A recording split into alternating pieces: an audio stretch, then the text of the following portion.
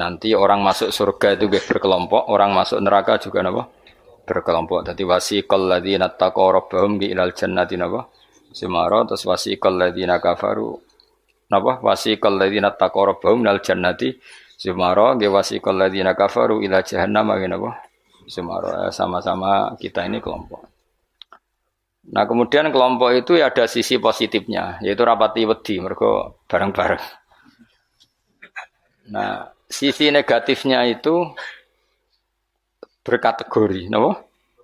Berkategori. Jadi misalnya ini cerita-cerita ning dunia wali. Ketika kita iman tuh kategorinya wong iman apa wong kafir?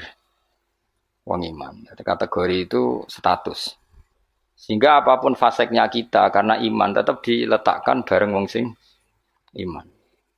Itu dulu ukurannya. Yang kafir apapun soleh sosialnya tetap dikategorikan orang apa? Kafir. Apapun soleh sosialnya.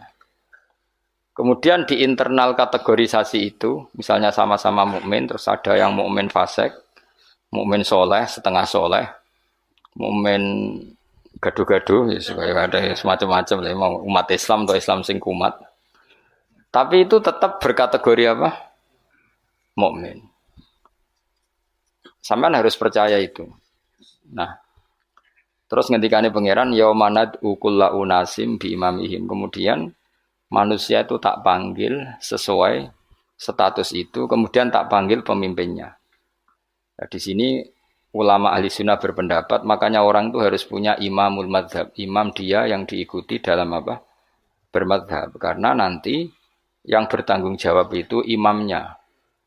Jadi kemana masyhur guru nane Ki Bisri. Ape Mbah Mus. Enak ditakoki pangeran rombongan. Takoki ketuane, napa? Ketuane. Itu sebetulnya bukan guyonannya Ki Bisri, itu guyonan dari Syekhona Khalil. Masyhur itu dulu Syekhona Khalil Bangkalan itu gurunya Mbah Hasyim Asy'ari itu. Itu kalau nalkin mayit sing wis matek ning kuburan itu. Ya ji aku sibuk ape mulang, soalnya nak ditakoki mending ngenteni aku. Dadi nak ditakoki pangeran. Itu kayaknya bisa ditiru itu talqin apa? Jadi misalnya kowe kan nak mati tapi aja mati sik kan ora. Yo teng kreting nak ditakoki mending ngenteni Gus Pak ketuane. Dan dengan aku mati takoki pangeran yang mending ngenteni ketuaku. Misalnya Mbah Mun ngenteni ketuane sampai tok Kanjeng Nabi. Pas tok Kanjeng Nabi mungkar nakir serawani. Jadi itu tak warai ya jadi. Nah, tapi nak kowe ra bakat keramat, muni ngono wis dijiotosi. Mergo dijiotosi karena dianggap itu. Nak kula pun punya sekian cara untuk mengalahkan malaikat itu. Jadi sampean bisa neriru ijazah saya. Tapi itu syaratnya ngalim agak berat. Itu ada kiai ditanya, "Marabbuka?" Itu jawabnya lucu. Sing mulang tauhid ning donya iku aku. Kowe ora tau mulang kok malah takok. Maksudnya saya ini guru tauhid apa? Nah, aku wis maca lagi Datul Awam. Sok poso ini saya nanti baca Jawharatul Tauhid. Karangannya Ibrahim Al-Laqani yang nyarai Mbah Mun. Jadi nanti puasa nanti saya. Karena untuk tadi untuk jawab malaikat. Guru tauhid ditakoki marabbuka supaya punya peradaban. Malaikat itu punya peradaban. Masuk guru tauhid ditakoki apa? Marabbuka. Itu sudah saya niatkan. Sudah itu. Kamu nggak boleh mengingkari keramatnya para wali karena setelah mukjizat itu adanya keramat kayak Sayyidah Maryam. Makanya menurut mazhab ahli sunnah kita harus diantara yang harus kamu imani adalah adanya keramat. Keramat itu di bawah mukjizat. Kalau mukjizat milik Nabi, kalau keramat milik para wali. Contoh paling gampang itu Maryam. Maryam itu nggak mungkin Nabi karena syaratnya Nabi harus lelaki. Tapi beliau punya keramat yang bahkan Nabi Zakaria itu ngakui keramatnya Maryam. Anna lagi hada qalat huwa min indillah. Karena Maryam itu selalu dapat makanan yang tidak wajar. Dan itu disebut keramat karena Maryam tidak mungkin berstatus apa? Nabi karena beliau perempuan. Semua nabi adalah laki-laki. Kamu tidak usah protes secara gender. Kenapa nggak boleh perempuan jadi nabi? Ya malah ribet. Pas ngaji suwi ku kayak delok raine apa ngaji kan ora jelas. Karena nggak mungkin nabi terus nggak cantik, nggak boleh. Nabi jelek itu nggak boleh. Semua nabi kalau cowok ya ganteng, andai kan perempuan ada nabi juga harus cantik. Wah itu pak terus piye nak ngaji. Terus nak dibojo. Sing wedok lurah, sing lanang kan Pak lurah. Sing wedok nabi, sing lanang mempanjang lah itu bisa itu. Saya kemarin tuh baru seneng sinau kitab Tauhid yang dikarang orang-orang yang ahli matematika. Namanya Imam Amudi. Imam Amudi itu pakar matematika. Saya memang suka, termasuk ilmu yang saya suka itu matematika karena eksak. Dia penulis matematika mirip aljabar lah. Dulu di antara penemu matematika namanya Khwarizm yang menemukan apa? Aljabar angka 0 itu ya, angka 0. Dulu itu orang nggak tahu kalau 1 ya 2 terus. Imam Amudi ketika di depan Mungkar Nakir beberapa malaikat penguji itu Allah manggil gini kan orang itu sukanya ngarang usul fikih sama matematika. Sampai muridnya curiga ini masuk surga enggak guru saya itu enggak karena enggak pernah ngajar tasawuf, enggak pernah torekoan, enggak tahu mujahadan gitu pokoknya dia itu. Kalau saya mlebu swarga kan wis pantes mulangi tafsir. Kan mosok guru tafsir mlebu neraka kaya iku ora pantes itu lho. Nak muridé pantes guru. Gurune iku kaya ora pantes. Mosok guru tafsir ya nak mungkin, tapi kayaknya enggak lah. Maksudnya itu kalau sama-sama mungkin yang mlebu swarga juga mungkin. Ngapain milih mungkin yang neraka orang penggawean tapi muridnya juga bisa ya ora pantes lho ben rokok ora pantes. Kok terus cilik ati gitu. Tapi luwih ora pantes iku gurune. Ternyata Allah itu suka dan ini menurut saya sesuai hadis-hadis sahih meskipun tidak kontak ini. Saya ulang lagi. Allah itu lebih bangga dengan kita ketimbang dengan malaikat. Karena malaikat itu ada normalnya ya. Masyhur itu kata Allah, saya ini bangga dengan hamba-hamba saya. Terus kata malaikat dengan kita ya Allah karena iman kita ini orisinil melihat engkau langsung ndak bangkune kira iman wong ning ngarepku kowe roh kekuatanku roh aras roh kursi roh alam malakut alam jabarut. Lalu siapa? Ya para nabi. Ya nabi tentu hebat wong dia dapat wahyu dari saya. Tapi yaitu orang-orang yang enggak jelas kayak sampean ini, orang-orang yang enggak jelas. Tapi iman sama saya padahal ya enggak ngerti saya. Kok sampean kan ngerti Allah ya ora, ngerti Nabi ya ora, ngerti swarga ya ora, ngerti neraka ora. Tapi wedine neraka iku nganti nangis, ya Allah, jangan sampai saya masuk neraka. Guayane iku koyo paham. Jadi ini yang dibanggakan Allah. Kalau malaikat sama Nabi itu kan normal. Ya tentu Allah sangat bangga karena tapi kan ada unsur normalnya, apa? Nah, tapi ada orang yang cara melihat Allah itu dengan ilmu matematika. Imam Amudi itu akhirnya dipanggil Allah ketika muridnya mimpi itu. Lalu engkau di mana guru? Allah perlakuan kepada engkau gimana? Wong penggaweane mau ngomong matematika. Jadi dia itu guru matematika. Tapi mulang usul fikih. Tapi dulu guru itu enggak digaji terus enggak PNS enggak ya guru saja. Ikhlas. Karena enggak ingin umatnya Nabi bodoh. Nah, gue kan enggak ingin kamu miskin terus mulang karena jadi itu beda sekali. Jadi dulu itu di mana-mana dulu guru ora rido nak umat Kanjeng Nabi bodoh. Kayak kula niki guru tenan, ora rido nek umat Nabi bodoh. Nak kowe kan gak mulang mergo ora rido nek kowe miskin.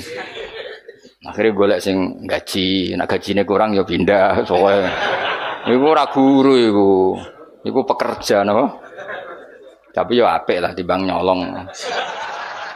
Ya tapi ya ndak kelasnya guru. Maksudnya guru itu ya orang yang selalu mengajar itu guru. Jadi gaji maupun tidak gaji itu. Kalau itu profesi, apa? Tapi ya baik. Imam Amudi itu ngipi muridnya tuh ngipi itu malaikat dikumpulkan sama Allah.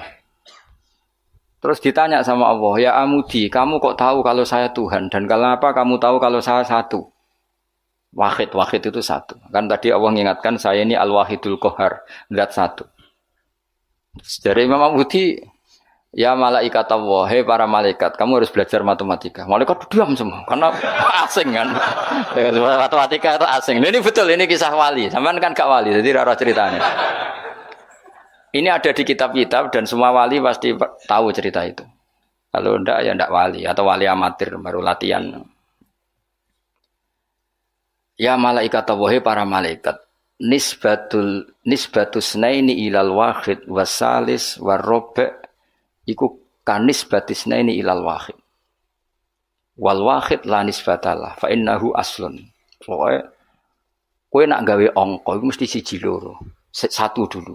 Setelah satu ada dua, ada tiga, ada 4 sampai 5. Jadi fanis batul khamsah ilal wahid awisnaini ilal wahid awisalas ilal wahid kullun ala haddin sawa. Kamane jenenge angka itu satu dulu. Ana 5 ya ko 4, 4 ko 3, 3 ko 2, 2 ko 1. Jadi gak mungkin far'ul wujud ilama la nihayatallah itu sepadha wae kok kanis batisnaini ilal wahid. Mbok mau judat itu jumlah miliatan tetap far'ul wahid, cabang dari angka 1.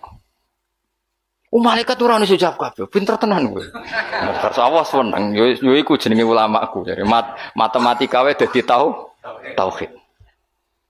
Akhirnya Allah ngendikan, ngono kok ape mbok takoki marbuka. Tak arek.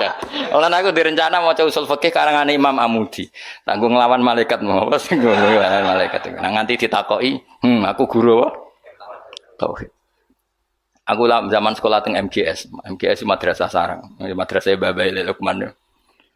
Iku anggere bocah pelajaran tauhid untuk 4. Wah, iku gak ahli swarga.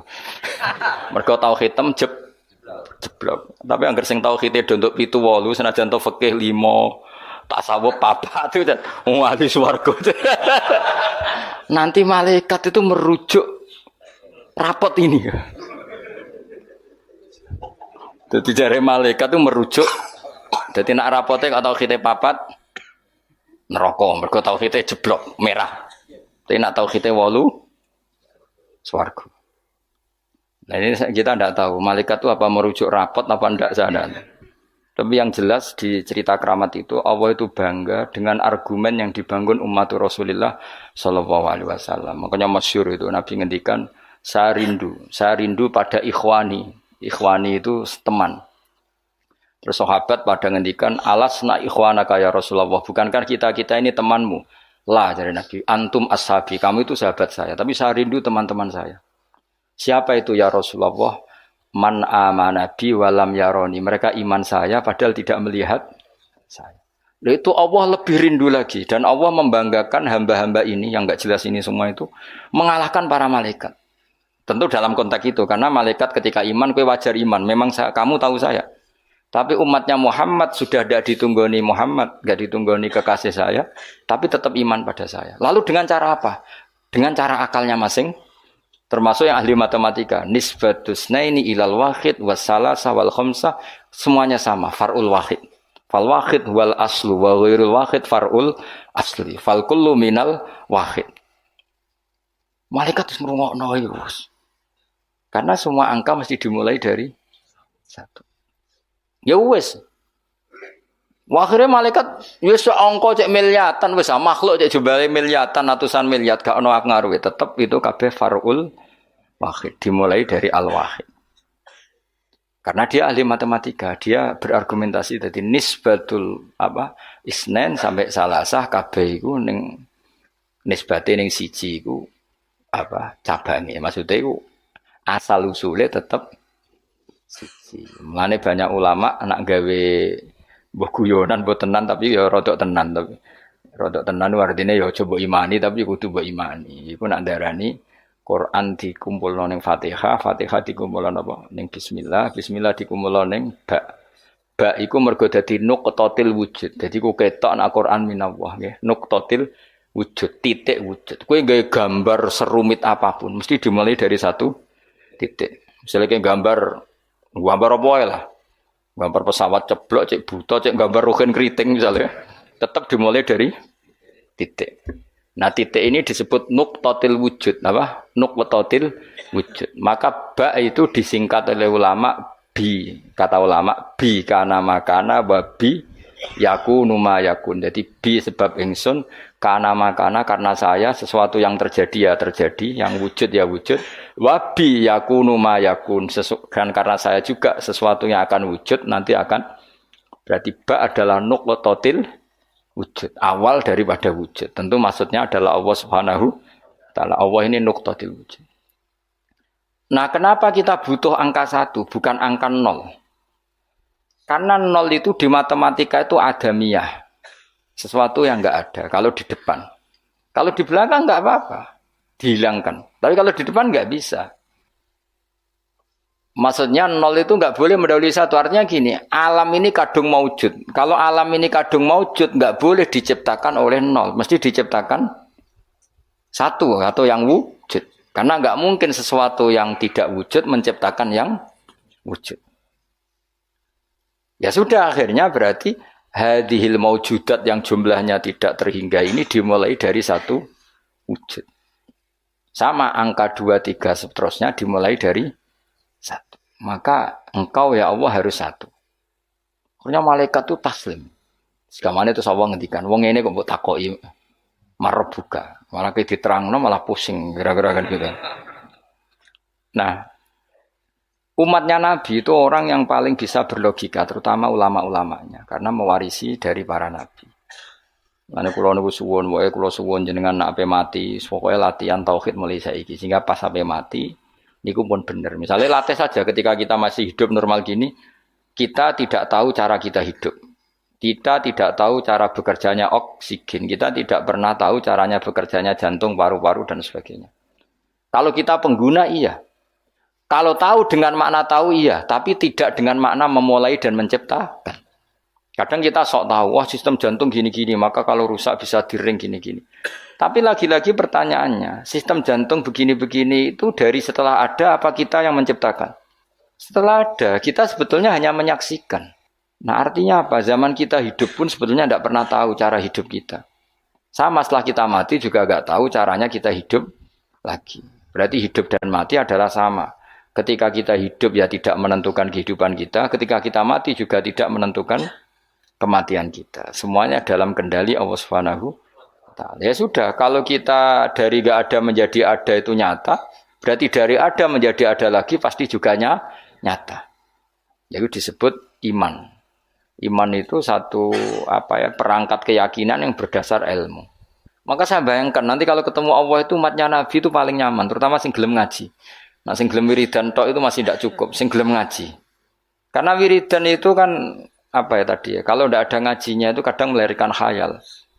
Makanya ulama dulu itu nggak boleh muridnya wiridan sebelum ngaji karena ilmu itu dimulai dari nazar. Nazar itu berpikir.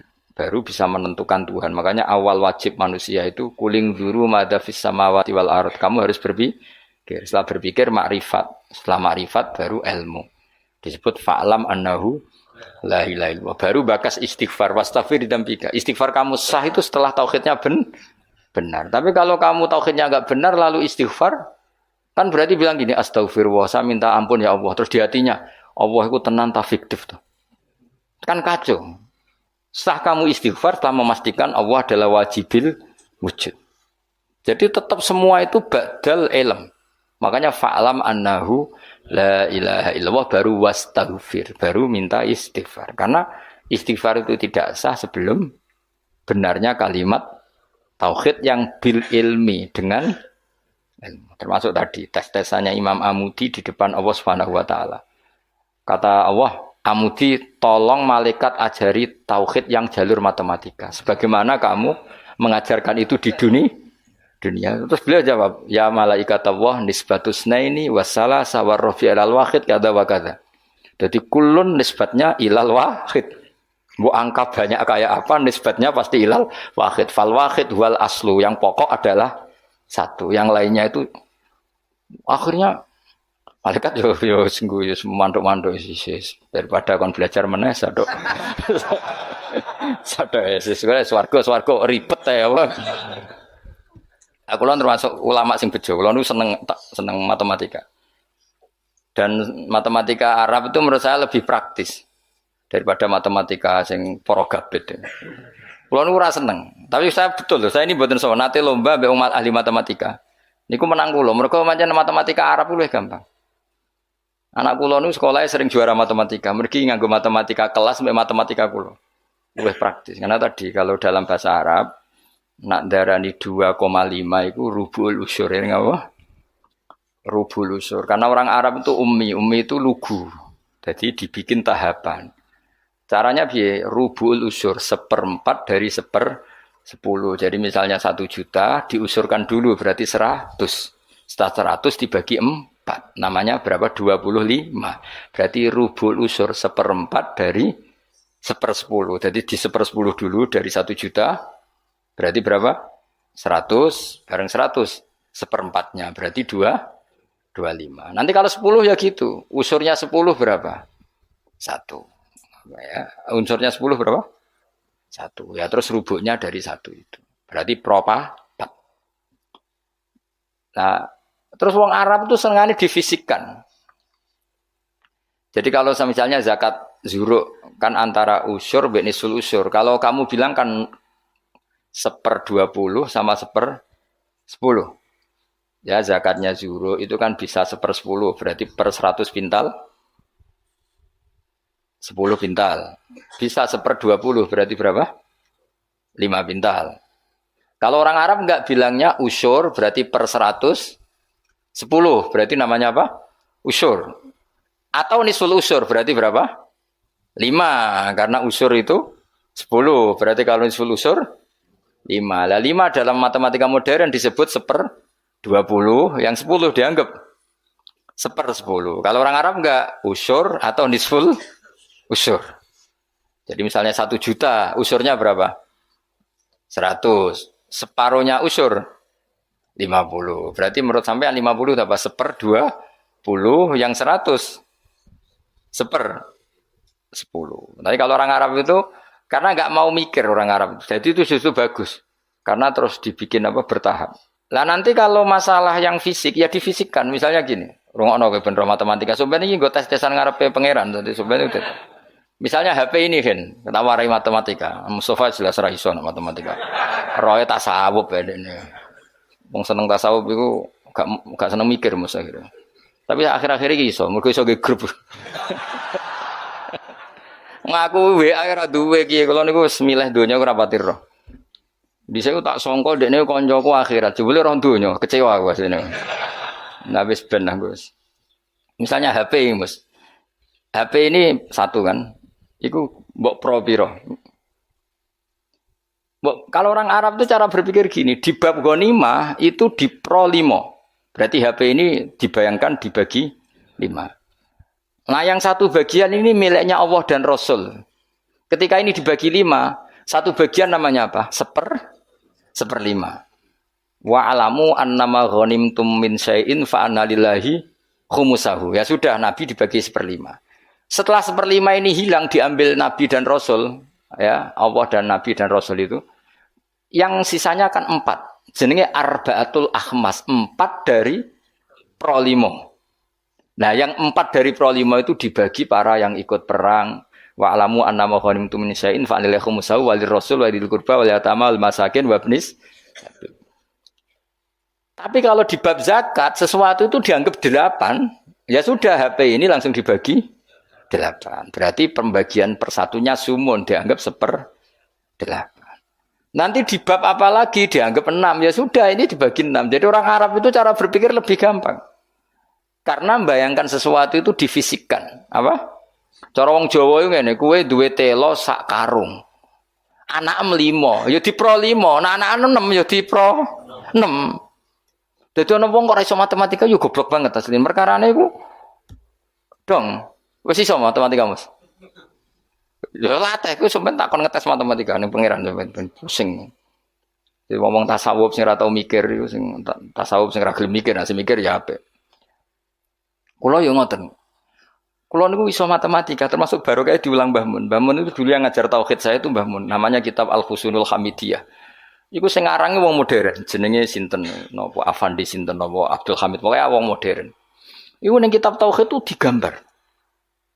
Hadihi nuqtatul wujud, terus ana titik sitok. Terus ning kono ana titik pirang-pirang, tetep nisbatu kullin nuqat, semua titik ini nisbatnya tetep ilal asli, iku titik 1. Jadi wong ben gambarno, kenapa alam ini kita aslikan dari sesuatu yang satu, yang tentu itu kita namain Allah, karena mbok kayak apa gambar itu jelimetnya tetap dimulai dari satu titik. Mbok angka sebanyak apapun ya dimulai dari satu. Nah, ini pentingnya. Jadi semua ilmu itu mengarah tauhid. Nah, kenapa kita butuh satu? Karena nggak mungkin alam yang wujud ini dimulai dari nol. Berarti nak dimulai dari nol, sesuatu yang nggak ada menciptakan yang Kamu iku gendeng bareng, wis jelas gendeng iku sarap iku. Gak kena diobatno iku. Dong ya.